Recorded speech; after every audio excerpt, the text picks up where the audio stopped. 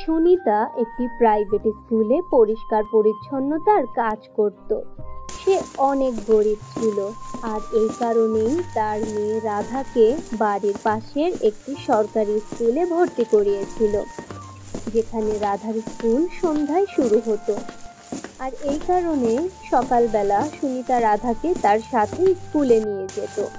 সুনিতা যখন স্কুলে পরিষ্কার পরিচ্ছন্নতার কাজ করত, তখন তার মেয়ে রাধাও তাকে মোছামুছির কাজে সাহায্য করত।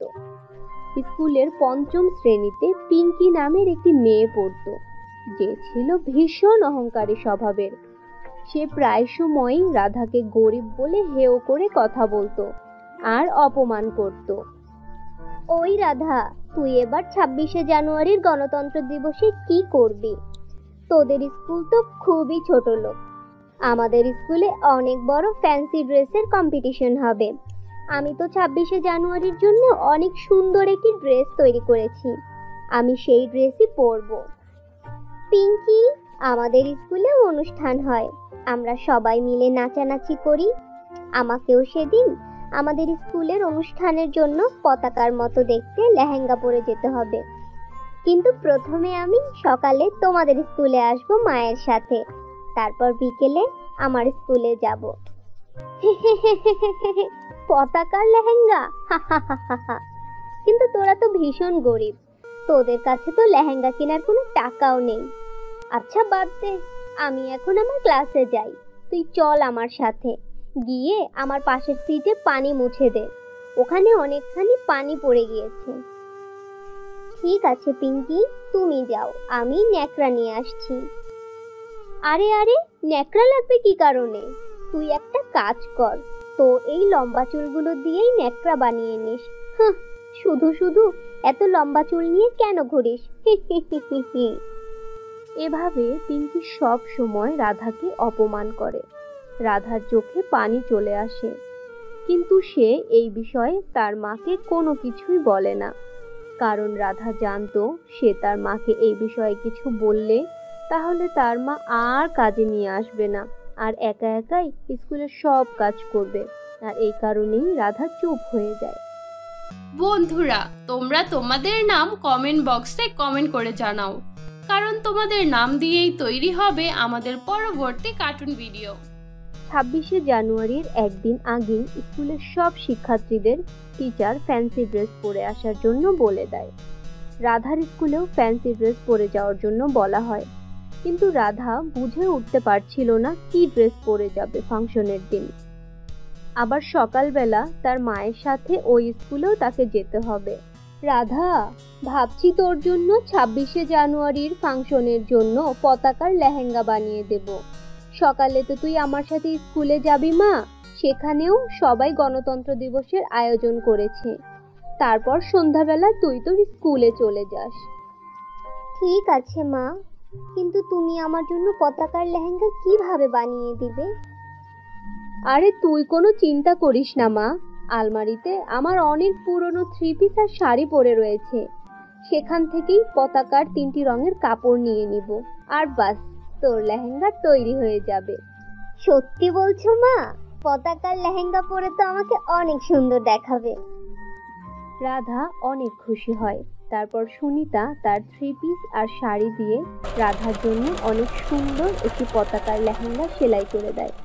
রাধা 26শে জানুয়ারির ফাংশনের জন্য পতাকার লেহেঙ্গা পরে স্কুলে যাওয়ার জন্য তৈরি হয়। তারপর সুনিতা রাধাকে সাথে নিয়ে তার স্কুলে যায়। স্কুলের সব বাচ্চারা অনেক সুন্দর সুন্দর ফ্যান্সি ড্রেস পরে এসেছিল। রাধার লেহেঙ্গাও ভীষণ সুন্দর দেখাচ্ছিল। পিঙ্কি আর তার বন্ধুরা রাধার লেহেঙ্গার দিকে চোখ বড় করে তাকিয়েছিল। আরে সুনিতা, তুমি তো রাধাকে অনেক সুন্দর একটি লেহেঙ্গা পরিয়েছো। কোন মার্কেট থেকে কিনেছো লেহেঙ্গাটি? না না ম্যাডাম, কোনো মার্কেট থেকে কিনিনি, বাড়িতে বসে আমি নিজেই সেলাই করেছি। সন্ধ্যাবেলা রাধার স্কুলেও 26শে জানুয়ারির ফাংশন হবে, সব বাচ্চারা পতাকার মতো ড্রেস পরে আসবে, তাই আমি রাধার জন্য এই লেহেঙ্গাটি সেলাই করে দিয়েছি। ও আচ্ছা আচ্ছা, বুঝতে পেরেছি, এটা তো অনেক ভালো কাজ করেছো। পতাকার লেহেঙ্গা, আবার তার সাথে এত সুন্দর লম্বা চুল। রাধাকে তো ভীষণ সুন্দর লাগছে। আরে রাধা, তুমিও আমাদের স্কুলের বাচ্চাদের সাথে ফ্যান্সি ড্রেস কম্পিটিশনে অংশগ্রহণ করো। দেখো, ওইদিকে হল রুমে সব বাচ্চারা লাইন করে স্টেজে যাচ্ছে। তুমিও তাদের সাথে অংশগ্রহণ করতে পারবে। আমিও কি পারবো তাহলে ম্যাডাম এই কম্পিটিশনে অংশগ্রহণ করতে? হ্যাঁ, অবশ্যই পারবে। চলো, আমি তোমাকে আমার সাথে করেই নিয়ে যাই। রাধা মা আমার, যাও ম্যাডামের সাথে যাও, ততক্ষণে আমি আমার কাজ শেষ করি। ম্যাডাম রাধাকে হল রুমে নিয়ে যায়। রাধা সব বাচ্চাদের সাথে লাইনে গিয়ে দাঁড়ায়। রাধাকে লাইনে দাঁড়াতে দেখে পিঙ্কি হিংসায় জ্বলে ওঠে। তারপর কিছু সময় পরে সব বাচ্চারা একজন একজন করে স্টেজে উঠে আর তাদের ফ্যান্সি ড্রেসগুলো দেখাতে থাকে। আর এই কম্পিটিশনে রাধা প্রথম পুরস্কার অর্জন করে। তারপর রাধা ট্রফি নিয়ে নাচতে নাচতে স্কুলের মেইন ভবনে তার মাকে দেখাতে যায়। আর তখন সেখানে পিঙ্কি তার বান্ধবীকে সাথে নিয়ে রাধার সামনে এসে দাঁড়ায়।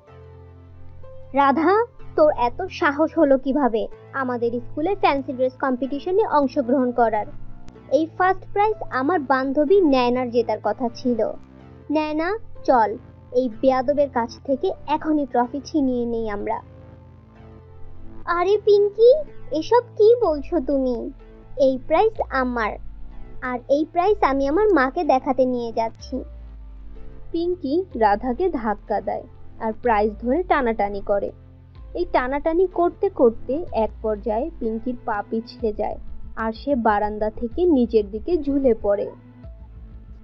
বাঁচাও, বাঁচাও, আমি নিচে পড়ে যাব, কেউ আমাকে ওপরে তোলো। পিঙ্কি, তুমি ভয় পেও না, তুমি আমার চুলগুলো শক্ত করে ধরো, আমি তোমাকে উপরে টেনে তুলছি।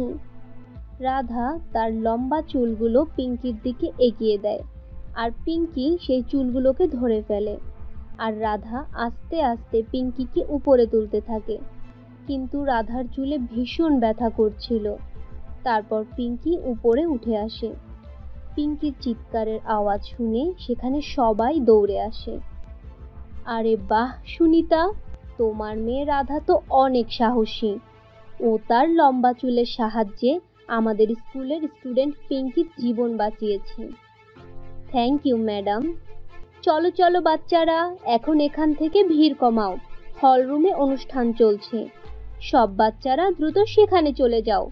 রাধা, তুমিও আমার সাথে চলো।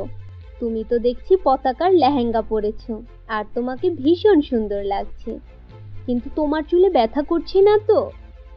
না না ম্যাডাম, একটুও ব্যথা করছে না।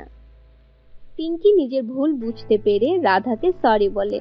সব বাচ্চারা তাদের নিজ নিজ পারফরমেন্স করতে থাকে।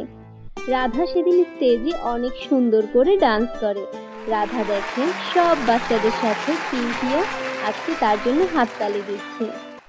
সন্ধ্যাবেলা রাধা তার নিজের স্কুলে চলে যায়। সেদিন রাধা 2টি পুরস্কার জিতেছে। একটি পুরস্কার ফ্যান্সি ড্রেস কম্পিটিশনে সে পতাকার লেহেঙ্গা পরার জন্য পেয়েছে, আর অন্যটি তার সাহসিকতার। প্রিন্সিপাল রাধাকে তাদের স্কুলেই 12 শ্রেণী পর্যন্ত ফ্রিতে লেখাপড়া করার অনুমতি দেয়।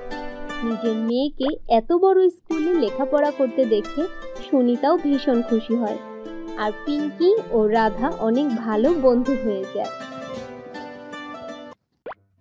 তো বন্ধুরা, এই ছিল আমাদের আজকের গল্প।